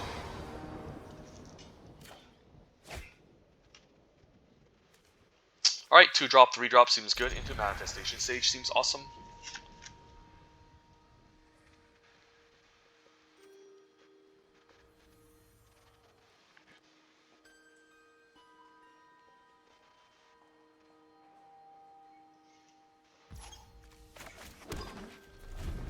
Don't want a small hand with Manifestation Stage, but I don't really have a choice. I just play everything out. And just curve out and then drop this on turn 4. We don't have much card draw, so, you know, I'm just going to curve out with it while I can. This is a really good card. It's like a black, it's like a black Professor symbology, since it helps you learn on turn 2. It makes a 1/1 which can trade for the Professor. Needlethorn Drake, yeah, let's just attack for 2 here. Play the Pledge Mage. Yeah, we'll play it now in case he makes us discard it in a deck. So next turn this becomes a 3/3. Not exciting, but I think I'm going to be playing it either way. Because, I mean, what else are we going to do here? If we had like a Eureka moment, that would be much more fantastic. And if he's just going to cast his main phase, then he's going to fall behind here. Lash, sure. Yeah, the Quandrix Pledge Mage is definitely a scary creature that you can deal with right away. I guess we can't cast it yet. So that kind of sucks, because I play the red mana. Yeah, I'm such an idiot sometimes. I shouldn't be playing the red mana. So I do actually hold on to the Needlethorn Drake just to make this large. I might do that. Let's just say go. Huge misplay. Should have just played out the green land and not played out the red and go from there. But this might cost me here. Another colony. Yeah, let's just play the Manifestation Stage and cried, since this could have been a 3/3 last turn and could have gotten in for 3. And then hopefully we can just double spell here and eventually make 4/4 square colonies. So we should have had this 3/3 down earlier, so we could have attacked. But I mean, I'm dumb for playing out the mountain, so that just might cost me the game. We'll see. Intro to Prophecy, probably one of the lessons I least like, but can be fine in the late game. But definitely not like a lesson I'm interested in grabbing.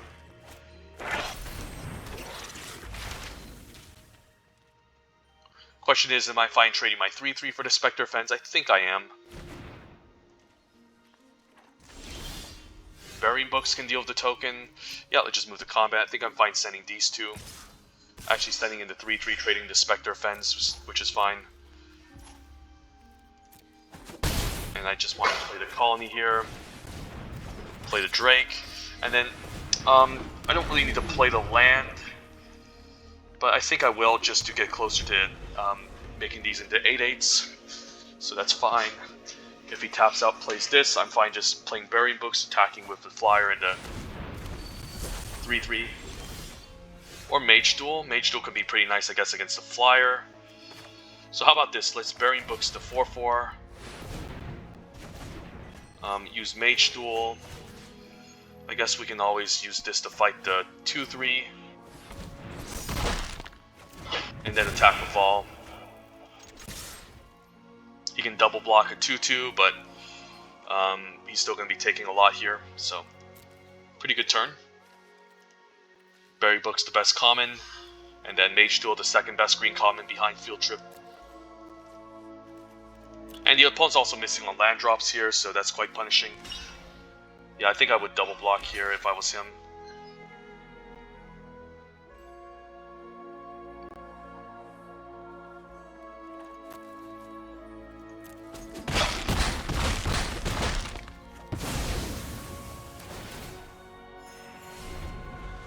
So opponent's behind on board, he needs removal. And I have a 1/1 flyer deck and start pinging in. Spectre, that's a good one. I can still attack with the 3/3 and the 1/1. And Master Cementress is nice, giving trample. I think I like this. And then, do I attack with Vol? If I attack with Vol, he blocks here 3, 4, 5, 6, 7. 3, 4, 5, 6, so he's lethal anyway, so he's forced to chump the 3/3 unless he has a trick, but I think I'm going for it here. And hopefully no Lash of Malice or anything. 1, 2, 3. Yeah, I guess he needs to chump block here in order to stay alive.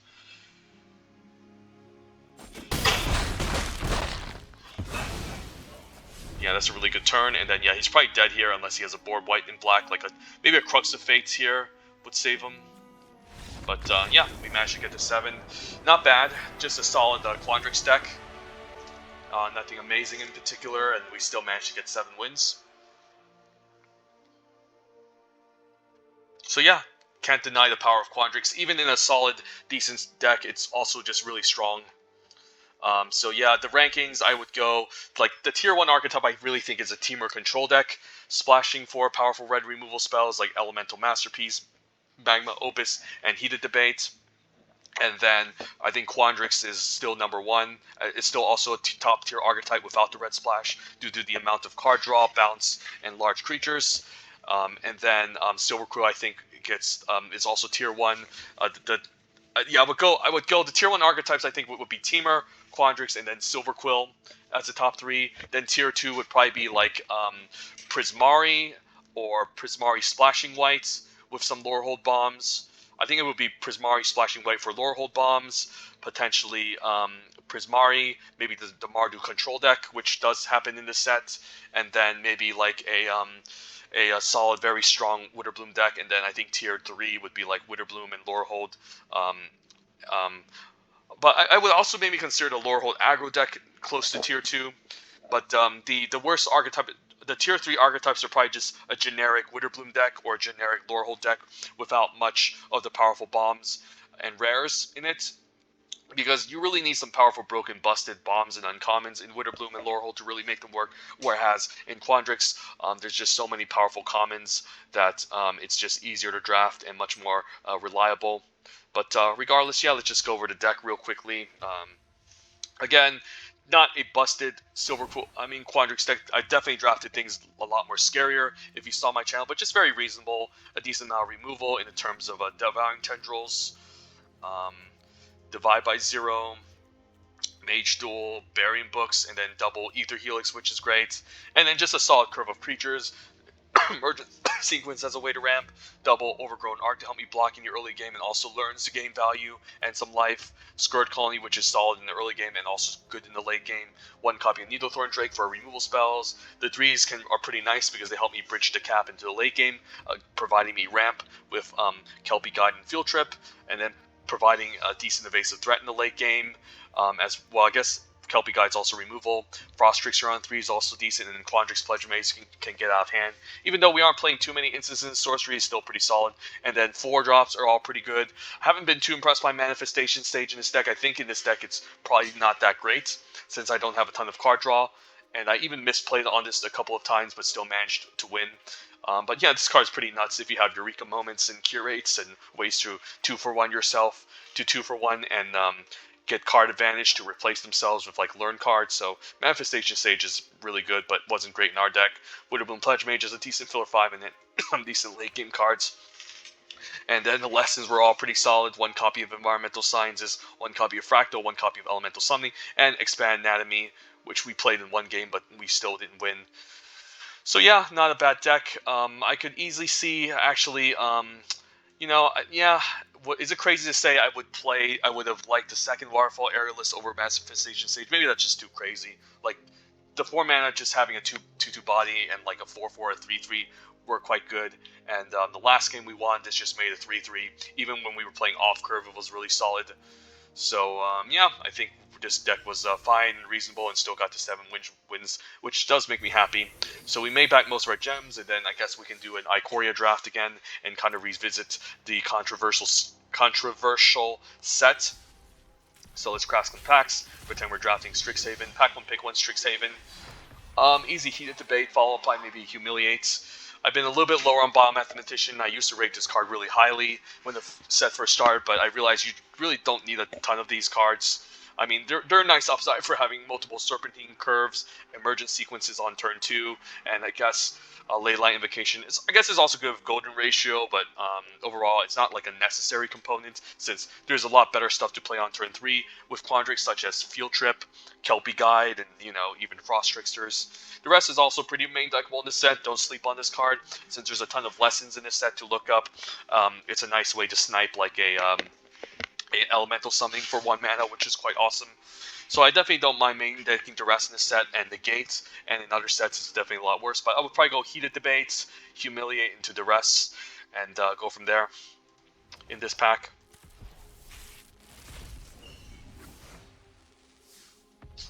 Vanishing Verse is good, but still a very situational card. I mean, there's some good cards here. Vanishing Verse, Quandrix Cultivator, Elemental Summoning, and Fractal Summoning. I think I would still take the Ramp creature over the Lessons, honestly, given how powerful Quandrix is, and you don't mind just forcing it in this set right away, given how good it is. Like, sure, these can keep me open, but I think the power level of just having the ability to play a 3/4 in Ramp is quite good. There's also just Vanishing Verse. So you kind of have to debate between the top 2 tier 1 archetypes. Do you play the Rampy controlling Quandrix deck, or do we take the powerful removal spell in the Silverquill deck? I will probably just take Quandrix Cultivator, believe it or not, out of this pack, even though it's not the most, it's not the cheapest spell, and it's also not the most flexible. This card is just incredibly busted in a Quandrix deck, and Quandrix is kind of where you want to be. But Vanishing Verse, I can see an argument for that just being very cheap. Efficient removal. It doesn't answer most creatures, but it doesn't answer hybrid cost creatures, of course. But there's plenty of mono-colored creatures that you don't mind exiling in this set, and just the efficiency of 2 mana is really cheap. So you kind of have to just pick your lane here. Do you want to go Quandrix, or do you want to go Silverquill? And personally, I'm in the Quandrix camp, but the Silverquill folks can take the Vanishing Verse, which is quite nice too. Nothing against Silverquill, but I think just Quandrix is slightly better. Blade Historian is a bomb. Usually, I don't like playing Lorehold, but when you open up a card like Blade Historian, I don't mind trying to do the whole Lorehold Aggro deck, which does come together in the set. Usually, when you want to play aggro, you might as well just play Silverquill over Lorehold, since the creatures are just much more efficient. The removal, you have a lot more removal, and you have cheap and efficient stuff like Lash of Malice. But when you open up Blade Historian, you can have a pretty busted Lorehold Aggro deck when it comes together with multiple Lorehold Pledge Mages, and then you can gobble up the Guiding Voices and Study Break, and you can get there. Yeah, I think the highest upside would be Blade Historian. The second best card is probably just Divide by 0, which I actually don't think is unreasonable taking over Blade Historian, since it puts you into Quandrix potentially, which I think, again, is the best archetype, and also just a nice 2-for-1 allowing you to learn. So both of these are probably the best, and the third best is probably Lash of Malice as a nice efficient removal spell. Yeah, I would probably experiment and take the Blade Historian, but I can see if I was tryharding, and trying to just increase my win rate as much as possible, maybe I would take Divide by 0, since it keeps me open, flexible, and then blue is just incredibly good in this set. But, Blade Historian is Blade Historian, so probably still take Blade Historian here.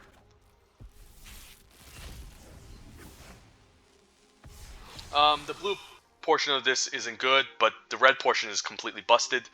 A 5 mana 4/4 is a good body, and then every single upkeep you just gain card advantage over time, and then you also grow the Nasari. Yeah, Nasari is just a complete bomb. You have to take it over Urza's Rage here, which is the second best blue card in this pack, and also pretty insane in Quandrix, since if you're able to get to 9 mana, you can just deal 10 damage and win the game, which is quite absurd. So yeah, Urza's Rage is quite nuts too. And then third best card is Mage Duel. There's also Clever Lumimancer, but you have to build around it more, and Kent is not good in every Quandrix, not good in every Silverquill deck. And in Silverquill, you don't need Clever Lumimancer, you can have a pretty strong deck without it, but Clever Lumimancer can definitely be pretty insane too, if you can build the right deck around it. But I'll probably just go take Nasari, Dean of Expression, not Uvilda. Uvilda is pretty bad. Urza's Rage second, which is also a pretty powerful splash card, and then Mage Duel. But yeah, it's kind of interesting to note that there's a lot of good Prismari cards in this set that are better off playing in Quandrix, since since Prismari doesn't have the most reliable ramp. Like, sure, you have Stormkill and Artist, but this is still a 4-drop, which is pretty expensive. You have creatures that can give you ramp, but if the creatures end up dying, it's just very fragile, and then you fall behind. Whereas just hitting your land drops with Quandrix is just better. But yeah, Urza's Rage is pretty busted in the Quandrix deck if you can splash in. Like, the ability to just easily kick this right away is just pretty nuts. So, yeah. Probably take Eliminate here. Second pick will probably just be Guiding Voice. Guiding Voices, I think, is the best white common, followed up by Professors. The Combat Professor, and then the 3-mana 2/1 that fetches your land. But Eliminate is just solid removal, very efficient. Can answer creature tokens, which is nice. Wormhole Serpent is also a bit of a sleeper. I think this card can be solid in best in Quandrix. Not that great in Prismari. Very okay in Prismari, but in Quandrix this card's pretty good. Since if you're going to be hitting getting a bunch of ramp going, you just activate this multiple times to win the games. And sometimes in the Green Mirror matches, you can end up in these weird board stalls, and then just having that Wormhole Serpent to just give your Leyline Invocation or your Fractal Token unblockable can just easily win you the game. And, also against Witherbloom with millions of pests and chump blockers, and against, the Pilgrim of the Ages too, which can just chump all day. The Wormhole Serpent can just provide the unblockable to help you close out. But I would still go Eliminate, Guiding Voice, and yeah, maybe I'll take Wormhole Serpent over Scourge Colony. Not sure. They're both actually pretty close, I think. But yeah, I'll take Eliminate and Guiding Voice here in the pack. This pack, yeah, Urza's Rage is completely busted. I mean, it's just a great removal spell, but more busted in the Quandrix deck. I mean, I guess it's not like a broken card, but insanely good in Prismari Splashing Red, but still very good in Quandrix. I mean, it's still in no, I guess Quandrix Splashing Red, but still good in Prismari. Second pick will probably just be Eyetwitch. Eyetwitch is pretty powerful if you can load up counters onto this. I actually like this card better in Silverquill than it is in Witherbloom, since if you're just able to, since Silverquill cares about counters, just putting 1 or 2 counters on this makes this already a relevant threat, and then just the ability to learn on with this card is quite powerful. So I think I like the Eyetwitch here, and then third pick would probably be Decisive Denial, and also shout out to Pledge Mage, very good 2-drop in a Prismari deck, good blocker, and can also be a nice aggressive card. So just very versatile and just straight up important in the Prismari decks. But I'll probably go Urza's Rage, Eyetwitch, Decisive Denial, and then Prismari Pledge Mage. I guess the Eyetwitch is also just a good sack fodder in Witherbloom, but I still like it better in Silverquill, and I think Silverquill is just better than Witherbloom. We talked about this before, but I'm not talking again. Pack 1, pick 1. If it wasn't for Blade Historian, probably just take Shock, then followed up by Hunt for Specimens, and then Umbral Juke. Hunt is really good. It's almost like, I guess, a 2-mana Professor symbology. And then the Witherbloom deck, obviously, is just better since you just want those tokens to stack. And then plays pretty well for Necrotic Fumes, can block 1 toughness creatures early on and get a nice 2-for-1. But yeah, Hunt is really good, but I'll still take Shock over it as efficient removal. And there you guys have it. Hope you guys enjoyed this video. I'm probably going to fire off an Ikoria draft and Force of Broken Cycling deck. And if not, maybe I can draft a Sacrifice deck, which I've been hoping to eventually do.